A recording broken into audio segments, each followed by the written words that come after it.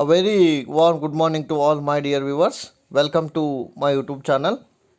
This is Professor Arun Gireddy here. Please watch, subscribe, like, and share my video as much as possible. Thank you. In previous class, we have discussed the feature differences between private company and public company. Let us continue the next part. Same thing, that is difference between private company and public company. So ಇಲ್ಲಿ ತನಕ ನೋಡಿದ್ದೇವೆ ನಾವು number of directors.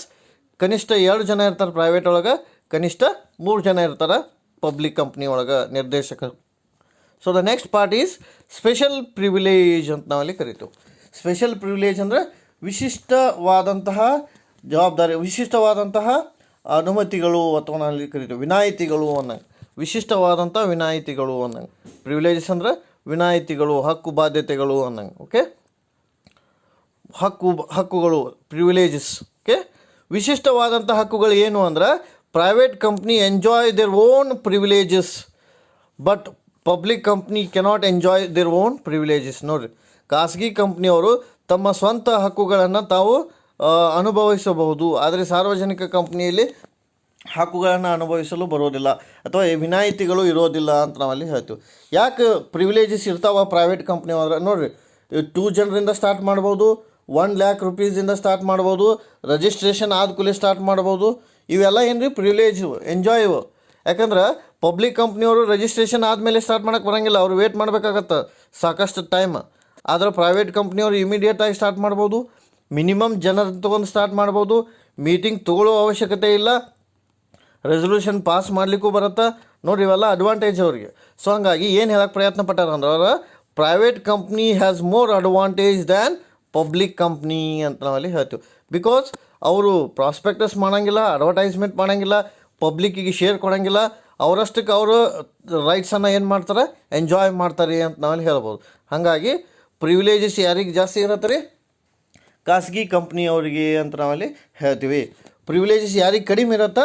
Public company ಒಳಗೆ. ಯಾಕಂದ್ರೆ ಭಾಳಷ್ಟು ಜನ ಇರೋದ್ರಿಂದ decision ಅವ್ರು ತೊಗೊಳ್ಳೋ ಅವಶ್ಯಕತೆ ಬರೋದಿಲ್ಲ, ಅವ್ರು ಎಲ್ಲರೂ ಕೂಡ ತೊಗೋಬೇಕಾಗತ್ತೆ. ಬಟ್ ಪ್ರೈವೇಟ್ ಕಂಪ್ನಿ ಯಾರೋ ಒಬ್ಬರು ಡಿಸಿಷನ್ ತೊಗೊಂಡ್ರು ಒಟ್ಟರು ಡಿಸಿಷನ್ ತೊಗೊಂಡಂಗೆ. ಯಾಕಂದ್ರೆ ಮಿನಿಮಮ್ ಜನ ಇರ್ತಾರೆ, ಅವ್ರದ್ದೇ ಶೇರ್ ಕ್ಯಾಪಿಟಲ್ ಇರುತ್ತೆ, ಹೊರಗಿನವ್ರು ಯಾರೂ ಇರೋದೇ ಇಲ್ಲ. ಸೊ ಹಾಗಾಗಿ ಅದು important point. Next difference is quorum ಅಂತ ಕರಿತೀವಿ. ಇದು ಭಾಳ ಮುಖ್ಯವಾದಂಥ ಪಾಯಿಂಟ್.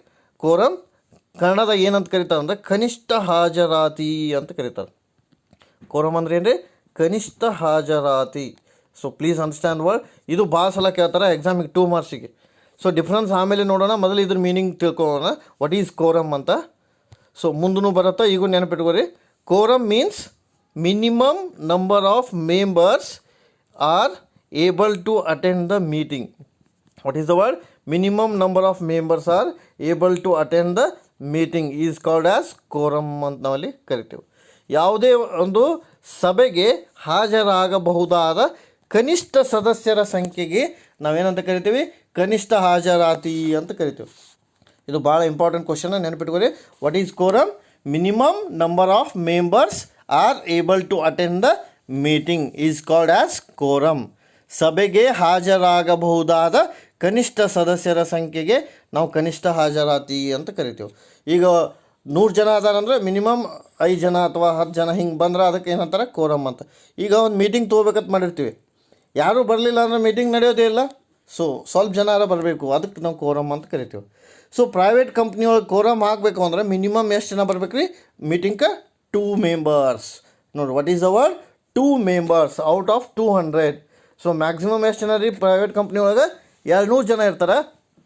ಮೀಟಿಂಗ್ ಮಾಡ್ಬೇಕಂದ್ರೆ ಎಷ್ಟು ಜನ ಬಂದರೆ ನಡೀತೈತೆ ರೀ? 2. 2 ಜನ ಬಂದರು ಅಂದ್ರೆ ಮೀಟಿಂಗನ್ನು ಸ್ಟಾರ್ಟ್ ಮಾಡಿ ನಾವು ರೆಸೊಲ್ಯೂಷನನ್ನು ಪಾಸ್ ಮಾಡಬಹುದು ಅಂತ. ಬಟ್ ಪಬ್ಲಿಕ್ ಕಂಪ್ನಿ ಒಳಗೆ ರೂಲ್ಸ್ ಐತದ. ಪಬ್ಲಿಕ್ ಕಂಪ್ನಿ ಒಳಗೆ ಏನಪ್ಪ ಅಂದ್ರೆ minimum 30 if the members are having 5000. ನೋಡಿ, ಇಲ್ಲಿ ವರ್ಡ್ ಭಾಳ ಇಂಪಾರ್ಟೆಂಟ್ ಐತೆ. ಅದು 5000 ಜನ ಇದ್ರಂದ್ರೆ ಸದಸ್ಯರು, ಅದ್ರೊಳಗೆ ಎಷ್ಟು ಜನ ಬರ್ಬೇಕು ರೀ? 30 ಜನ ಬರಬೇಕು ಅಂತ ಹೇಳ್ತಾರೆ ಅವ್ರು. What is the quorum? If the members are more than 5000, quorum is 30 ಅಂತ ನಾವಲ್ಲಿ ಕರಿತೀವಿ. ಸೊ ಇದು ನೆನ್ಪಿಟ್ಕೋರಿ. ಪಬ್ಲಿಕ್ ಕಂಪ್ನಿ ಒಳಗೆ ಕೋರಮ್ ಆಗ್ಬೇಕಂದ್ರೆ 5000 ಮೆಂಬರ್ಸ್ಗಿಂತ ಜಾಸ್ತಿನೇ ಇರ್ತಾರೆ ಪಬ್ಲಿಕ್ ಕಂಪ್ನಿ ಒಳಗೆ, ಲ್ಯಾಕ್ಸ್ ಟುಗೆದರ್ ಇರ್ತಾರೆ. ಸೊ ಮಿನಿಮಮ್ ಎಷ್ಟು ಜನ ಬಂದರೆ ನಡೆಯತ್ರಿ ಅಲ್ಲಿ? 30 ಮೆಂಬರ್ಸ ಬರಬೇಕು, 30 ಸದಸ್ಯರು ಬರಬೇಕು ಅಂತ. Next is final account inspection ಅಂತ, ಅಂತಿಮ ವರದಿಯ ಪರೀಕ್ಷಣೆ ಅಂತ ನಾವಲ್ಲಿ ಕರಿತೀವಿ. ಅಂತಿಮ ವರದಿಯ ಅಥವಾ ಅಂತಿಮ ಅಡಾವೆ ಪತ್ರಿಕೆಯ balance sheet, final account inspection, ಅಂತಿಮ ವರದಿಯ ಪರೀಕ್ಷಣೆ. ಯಾರು ಇದನ್ನು ಚೆಕ್ ಮಾಡ್ತಾರೆ ಅನ್ನಂಗೆ. Members can only inspect the final account. Company ಒಳಗೆ ಯಾರು ಇರ್ತಾರೆ, ಪ್ರೈವೇಟ್ ಕಂಪ್ನಿ ಒಳಗೆ ಅದೇ ಸದಸ್ಯರು ಫೈನಲ್ ಅಕೌಂಟನ್ನು ಏನು ಮಾಡ್ತಾರೆ, ಚೆಕ್ ಮಾಡ್ತಾರೆ ಅಂತ. ಫೈನಲ್ ಅಕೌಂಟ್ ಚೆಕ್ ಮಾಡುವ ಅಧಿಕಾರ ಯಾರಿಗಿರುತ್ತೆ ರೀ, ದೋಸ್ ಮೆಂಬರ್ಸ್. ಅಲ್ಲಿ ಆ ಕಂಪ್ನಿ ಒಳಗೆ ಯಾರು ಇರ್ತಾರೆ ಅದೇ ಸದಸ್ಯರಿಗೆ ಇರುತ್ತದೆ ಅಂತ ನಾವಲ್ಲಿ ಹೇಳ್ತೀವಿ. ಬಟ್ ಇಲ್ಲಿ ಫೈನಲ್ ಅಕೌಂಟ್ ಅಂದರೆ profit and loss account balance ಶೀಟನ್ನು ಇನ್ಸ್ಪೆಕ್ಷನ್ಗೆ ಇಟ್ಟಿರ್ತಾರೆ ಹೊರಗೆ, ಓಪನ್ ಇನ್ಸ್ಪೆಕ್ಷನ್ ಪಬ್ಲಿಕ್ ಕಂಪ್ನಿ ಒಳಗೆ. ಯಾಕಂದ್ರೆ public is able to see the balance sheet. ಅಂದರೆ ಸಾರ್ವಜನಿಕರು ಕೂಡ ಫೈನಲ್ ಅಕೌಂಟನ್ನು ನೋಡ್ಬೋದು. ಯಾರು ಫೈನಲ್ ಅಕೌಂಟನ್ನು ನೋಡ್ಬೋದು ರೀ, ಪಬ್ಲಿಕ್ ಕಂಪ್ನಿ ಫೈನಲ್ ಅಕೌಂಟನ್ನು ಯಾರು ಬೇಕಾದವ್ರು ನೋಡ್ಬೋದು. So according to this point, how you can explain? Private company final account cannot be seen by others. It can be seen by only members of that company. But public company final account can be seen by any one who is member or not member. ನೋಡಿರಿ, ಯಾರು ಬೇಕಾದವರು public ಕಂಪ್ನಿಯ ಅಂತಿಮ ವರದಿಯನ್ನು ನೋಡ್ಬೋದಾಗಿದೆ, ನಿರ್ಬಂಧನೆ ಇಲ್ಲ ಅಂತ ನಾವಲ್ಲಿ ಹೇಳ್ತೀವಿ. So the next difference is minimum paid up capital. ಕನಿಷ್ಠ ಬಂಡವಾಳ ಅಂತ ನಾವಲ್ಲಿ ಕರಿತೀವಿ. ಕನಿಷ್ಠ ಬಂಡವಾಳ, ಕ್ಯಾಪಿಟಲ್ ಅಂದ್ರೆ ಏನು ರೀ, ಕನಿಷ್ಠ ಬಂಡವಾಳ. ಮಿನಿಮಮ್ ಪೇಡ್ ಅಪ್ ಕ್ಯಾಪಿಟಲ್ ಎಷ್ಟು ಇರಬೇಕು ಅಂತ ಕೊಟ್ಟಾರ ಅವ್ರು. So in case of private company minimum paid up capital is 1 lakh. In case of a public company minimum paid up capital is 5 lakh. ಅಂದ್ರೆ ಖಾಸಗಿ ಕಂಪ್ನಿಯವರು ಕನಿಷ್ಠ 1 ಲಕ್ಷ ಬಂಡವಾಳದ ಮುಖಾಂತರ ವ್ಯವಹಾರ ಪ್ರಾರಂಭಿಸಬಹುದು.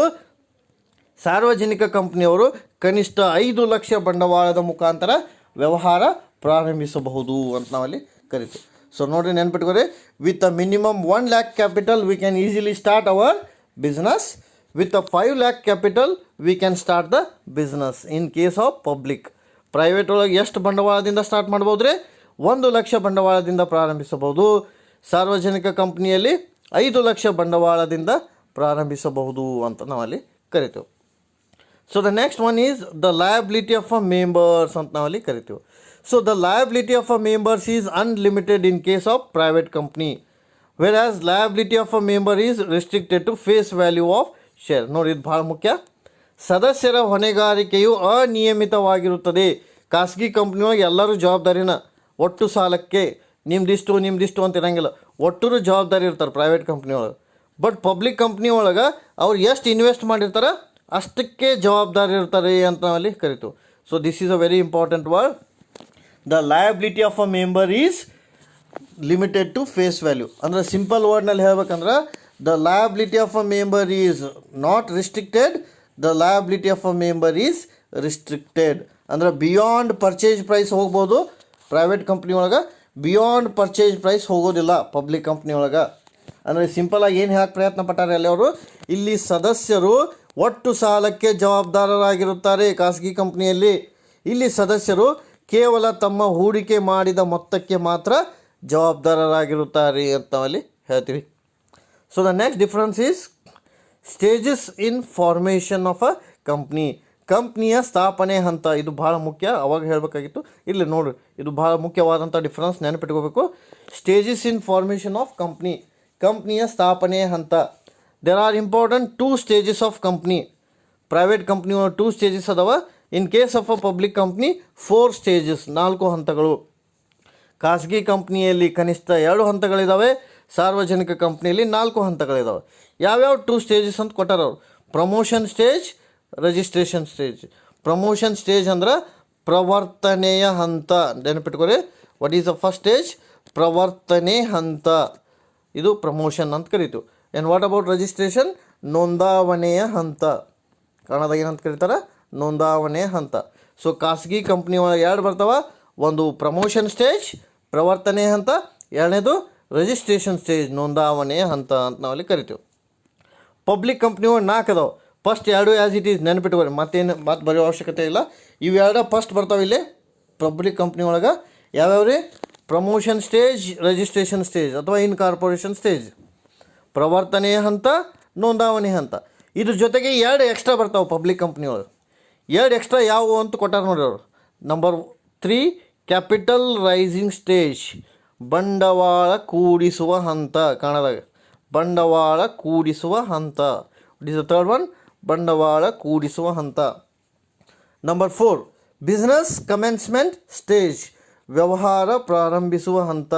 ವ್ಯವಹಾರ ಪ್ರಾರಂಭಿಸುವ ಹಂತ. ವ್ಯವಹಾರ ಪ್ರಾರಂಭಿಸುವ ಹಂತ.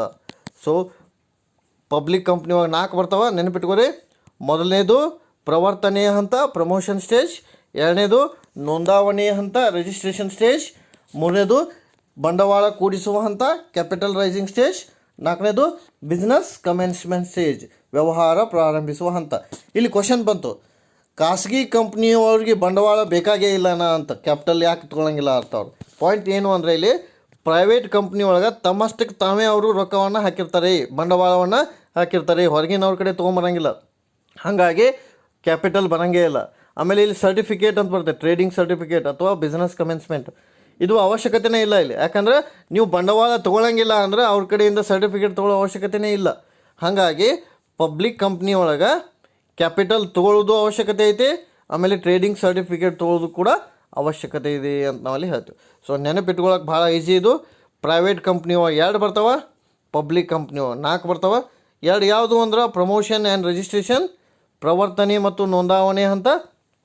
ಇಲ್ಲಿ 4 ಯಾವುದು ಅಂದ್ರೆ ಪ್ರವರ್ತನೆ, ಪ್ರಮೋಷನ್, ರಿಜಿಸ್ಟ್ರೇಷನ್, ನೋಂದಾವಣೆ, ಕ್ಯಾಪಿಟಲ್ ರೈಸಿಂಗ್, ಬಂಡವಾಳ ಕೂಡಿಸುವಂಥ, ಬಿಸ್ನೆಸ್ ಕಮೆನ್ಸ್ಮೆಂಟ್, ವ್ಯವಹಾರ ಪ್ರಾರಂಭಿಸುವ ಹಂತ ಅಂತ ನಾವಲ್ಲಿ ಕರಿತೀವಿ. So the next difference is types of shares issued ಅಂತ ಬರ್ತೈತಿ. ಷೇರು ಹೊರಡಿಸುವಿಕೆ ಅಂತ, ವಿವಿಧ ಪ್ರಕಾರಗಳ ಷೇರು ಹೊರಡಿಸುವಿಕೆ. There are 3 types of shares can be issued by the public company, private company. ಅವರಷ್ಟಕ್ಕೆ ಅವರ, ಇಲ್ಲಿ ಹೊರಗಿನವರಲ್ಲ, ಅವರಷ್ಟಕ್ಕೆ ಅವರೇ ಯಾವ್ಯಾವ ಶೇರ್ ಹೊರಡಿಸ್ಬೋದು ಅಂದ್ರೆ ಆರ್ಡಿನರಿ ಶೇರ್, ಸಾಮಾನ್ಯ ಷೇರುಗಳು, ಪ್ರಿಫರೆನ್ಸ್ ಶೇರ್, ಪ್ರಾಶಸ್ತ್ಯದ ಷೇರು, ಡೆಫರ್ಡ್ ಶೇರ್ಸ್, ಸಂಸ್ಥಾಪಕ ಷೇರುಗಳು. ಇವು 3 ಇನ್ನೊಂದು ಸಲ ಹೇಳ್ತೇವೆ ನೋಡ್ರಿ. ಆರ್ಡಿನರಿ ಶೇರ್, ಸಾಮಾನ್ಯ ಷೇರುಗಳು, ಪ್ರಿಫರೆನ್ಸ್ ಶೇರ್, ಪ್ರಾಶಸ್ತ್ಯದ ಷೇರುಗಳು, ಡೆಫರ್ಡ್ ಶೇರ್ಸ್, ಸಂಸ್ಥಾಪಕ ಷೇರುಗಳು. ಇದು ಹೇಳ್ತೇನೆ ನಾವು, ಡೆಫರ್ಡ್ ಶೇರ್ಸ್ ಅಂದ್ರೆ ಏನು ಅಂತ. ಬಟ್ ಪಬ್ಲಿಕ್ ಕಂಪ್ನಿ ಒಳಗೆ 2 ಬರ್ತಾವೆ, ordinary share and preference share, ಸಾಮಾನ್ಯ ಷೇರುಗಳು ಮತ್ತು ಪ್ರಾಶಸ್ತ್ಯದ ಷೇರುಗಳು. ನೋಡಿ, ಡೆಫರ್ಡ್ ಶೇರ್ಸ್ ಅಂದರೆ ಏನು ಅಂತ ನೋಡೋಣ ನಾವು. ಡೆಫರ್ಡ್ ಶೇರ್ಸ್ ಅಂದ್ರೆ ಡಿಲೇಡ್ ಶೇರ್ಸ್ ಅಂತ ಕರಿತೀವಿ ನಾವು, ಸಂಸ್ಥಾಪಕ ಷೇರುಗಳು ಅಂತ. ಪ್ರಮೋಟರಿಗೆ ಕೊಡ್ತಾರೆ ಈ ಕಂಪ್ನಿನ ಶೇರ್ಗಳನ್ನ. ಯಾರಿಗೆ ಕೊಡ್ತಾರೆ ಇವ್ರನ್ನ? ಪ್ರಮೋಟರ್ಗೆ. If the shares are issued to promoter, that share is called as a deferred share. ಸಂಸ್ಥಾಪಕರು, ಕಂಪ್ನಿ ಪ್ರಾರಂಭ ಮಾಡಿರೋರು ಯಾರು? ಪ್ರವರ್ತಕರು, ಪ್ರಮೋಟರ್. ಮುಂದೆ ಬರ್ತದೆ ಅವಾಗ ಹೇಳೋಣ. ಸೊ ಈ ಪ್ರವರ್ತಕರಿಗೆ ಶೇರನ್ನು ಕೊಟ್ಟರೆ ಅದಕ್ಕೆ ಯಾವ ಶೇರ್ ಅಂತ ಕರಿತೀವಿ ನಾವು? ಡೆಫರ್ಡ್ ಶೇರ್, ಸಂಸ್ಥಾಪಕ ಷೇರುಗಳು. ಇಲ್ಲಿ ಪಬ್ಲಿಕ್ ಕಂಪ್ನಿ ಒಳಗೆ ಡೆಫರ್ಡ್ ಶೇರ್ ಇರೋದಿಲ್ಲ, ನೆನಪಿಟ್ಕೊಳ್ಳಿ, ಬಹಳ important word. Public company cannot allowed to issue the deferred shares because the share holders are there. But private company ಒಳಗೆ ಏನಿರ್ತಾರೆ? ಪ್ರಮೋಟರ್ಸ್ ಇರ್ತಾರೆ, ಕಂಪ್ನಿನ ಸ್ಟಾರ್ಟ್ ಮಾಡಿದ ವ್ಯಕ್ತಿಗಳು ಇರ್ತಾರೆ. ಹಾಗಾಗಿ ಅವ್ರಿಗೆ ಶೇರನ್ನು ನಾವಲ್ಲಿ ಕೊಟ್ಟಿರ್ತೀವಿ. So the next difference is application of company act. Company ಕಾಯ್ದೆ ಅನ್ವಯಿಸುವಿಕೆ ಅಂತ ಕರಿತೀವಿ ನಾವು. ಕಂಪ್ನಿ ಕಾಯ್ದೆ ಸ್ವಲ್ಪ ಅನ್ವಯಿಸುತ್ತದೆ, partially applicable to company act. Company ಕಾಯ್ದೆ ಸ್ವಲ್ಪ ಅನ್ವಯವಾಗುತ್ತದೆ ಖಾಸಗಿ ಕಂಪ್ನಿಯಲ್ಲಿ. It is completely applicable in public company. ನೋಡಿ, ಆ ವರ್ಡ್ ಇದು ಗೌರ್ಮೆಂಟ್ ಇದ್ದಂಗೆ ಇದು. ಪಬ್ಲಿಕ್ ಕಂಪ್ನಿ ಒಳಗೆ ಒಟ್ಟು ನಿಯಮಗಳು ಅನ್ವಯವಾಗುತ್ತವೆ ಅಂದರೆ ಏನು ಹೇಳ್ತಾರೆ ಅಲ್ಲಿ ಅವರು? ಖಾಸಗಿ ಕಂಪ್ನಿಯಲ್ಲಿ ಕಂಪ್ನಿ ಕಾಯ್ದೆಯ ಸ್ವಲ್ಪ ನಿಯಮಗಳು ಅನ್ವಯವಾಗುತ್ತವೆ, ಆದರೆ ಸಾರ್ವಜನಿಕ ಕಂಪ್ನಿಯಲ್ಲಿ ಕಂಪ್ನಿ ಕಾಯ್ದೆಯ ಒಟ್ಟು ನಿಯಮಗಳು ಅನ್ವಯವಾಗುತ್ತವೆ. In case of a private company, less rules and regulations are applicable. In case of a public company, more rules and regulations are applicable ಅಂತ ನಾವಲ್ಲಿ ಹೇಳ್ತೀವಿ. ಕಡಿಮೆ ನಿಯಮಗಳು ಅನ್ವಯವಾಗುತ್ತವೆ ಹಾಗೂ ಹೆಚ್ಚು ನಿಯಮಗಳು ಅನ್ವಯವಾಗುತ್ತವೆ. ಖಾಸಗಿ ಕಂಪ್ನಿಯಲ್ಲಿ ಕಡಿಮೆ ನಿಯಮಗಳು, ಸಾರ್ವಜನಿಕ ಕಂಪ್ನಿಯಲ್ಲಿ ಹೆಚ್ಚು ನಿಯಮಗಳು ಅಂತ ನಾವಲ್ಲಿ ಕರಿತೀವಿ. So the next difference is restriction on terms of directors. ನಿರ್ದೇಶಕರಿಗೆ ಸಂಬಂಧಿಸಿದ ನಿರ್ಬಂಧನೆಗಳು ಅಂತ. So what is the word? Restriction on terms of director, ನಿರ್ದೇಶಕರಿಗೆ ಸಂಬಂಧಿಸಿದ ನಿರ್ಬಂಧನೆಗಳು. No restriction on case of private company for retirement. ಅಂದರೆ ಇದು ಭಾಳ ಇಂಪಾರ್ಟೆಂಟ. ಖಾಸಗಿ ಕಂಪ್ನಿ ಒಳಗೆ ರಿಟೈರ್ಮೆಂಟ್ ಆಗೋದೇ ಇಲ್ಲ ಅಂತ ಕರಿತೀವಿ ನಾವು. ಡೈರೆಕ್ಟರ್ಸ್ ಲೈಫ್ ಟೈಮ್ ಡೈರೆಕ್ಟರ್ ಇರ್ತಾರೆ. ಪ್ರೈವೇಟ್ ಕಂಪ್ನಿ ಒಳಗೆ ಏನಿರ್ತಾರೆ? ಲೈಫ್ ಟೈಮ್, ಜೀವಿತ ಅವಧಿಯ ನಿರ್ದೇಶಕರು. ಅಂದರೆ ಏನು ಹೇಳಕ್ಕೆ ಪ್ರಯತ್ನ ಪಟ್ಟಾರೆ ಅವರು? No restriction for retirement of director, restriction for retirement of director, ಇಷ್ಟೇ ಬರೀ ಸಾಕು. ಖಾಸಗಿ ಕಂಪ್ನಿಯಲ್ಲಿ ನಿರ್ದೇಶಕರು ನಿವೃತ್ತಿ ಹೊಂದುವ ಅವಶ್ಯಕತೆ ಇರೋದಿಲ್ಲ, ನಿರ್ಬಂಧನೆ ಇಲ್ಲ. ಆದರೆ ಸಾರ್ವಜನಿಕ ಕಂಪ್ನಿಯಲ್ಲಿ ನಿರ್ದೇಶಕರ ನಿವೃತ್ತಿಯ ಅವಶ್ಯಕತೆ ಇದೆ. ಅದು ಎಷ್ಟು ಅಂತ ಕೊಟ್ಟಾರ ಅವರು, 2/3 of total director is retired by rotation. ಅಂದರೆ ಸರತಿಯಂತೆ ಎಷ್ಟು ಜನ ನಿವೃತ್ತಿ ಹೊಂದಬೇಕ್ರಿ? 2/3 ನಿವೃತ್ತಿ ಹೊಂದಬೇಕು, 1/3 ಮತ್ತೆ ಅಡಾಪ್ಟ್ ಮಾಡ್ಕೋತಾರೆ ಅವ್ರು ಕಂಪ್ನಿಯವರು. ಸೊ ನೆನಪಿಟ್ಕೊರಿ. ಅಂದರೆ in simple word you can understand, retirement is not there, retirement is there ಅಂತ. ಅಂದರೆ ಇಲ್ಲಿ ನಿರ್ದೇಶಕರು ನಿವೃತ್ತಿ ಹೊಂದೋದೇ ಇಲ್ಲ, ಇಲ್ಲಿ ನಿರ್ದೇಶಕರು ನಿವೃತ್ತಿ ಹೊಂದುತ್ತಾರೆ ಅಂತ ನಾವಲ್ಲಿ ಕರಿತೀವಿ. So this is the differences between private and public company. Some more differences are there that we'll discuss in next class. Thank you.